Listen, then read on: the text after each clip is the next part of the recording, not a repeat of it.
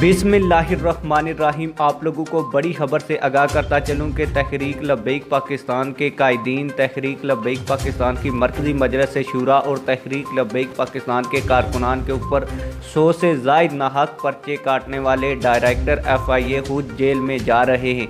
जी हाँ, इस खबर का सबूत भी आज की इस वीडियो में आप लोगों को फराहम करूँगा, मुकम्मल खबर भी पढ़ कर सुनाऊँगा।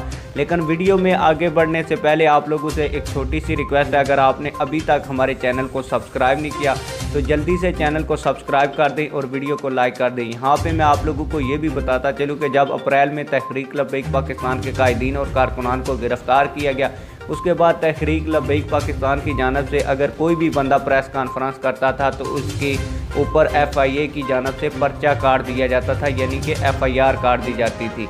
आप लोगों को मुकम्मल खबर पढ़ कर सुनाता हूँ और फिर इसका वीडियो सबूत भी आप लोगों को दिखाता हूँ। तौहीन रसालत की दरख्वास्तें गायब करने पर अदालत director FIA cyber crime wing पर शदीद बरहम। अगली पेशी पर असल दरख्वास्तें पेश ना की तो सब जेल की तैयारी करके आएँ फाजल जज। अगर दरख्वास्त गुजारों पर दबाव डालकर दरख्वास्तें दोबारा वापस लेने की कोशिश की गई तो नताइज ज़्यादा ख़तरनाक होंगे। जस्टिस आमर फारूक।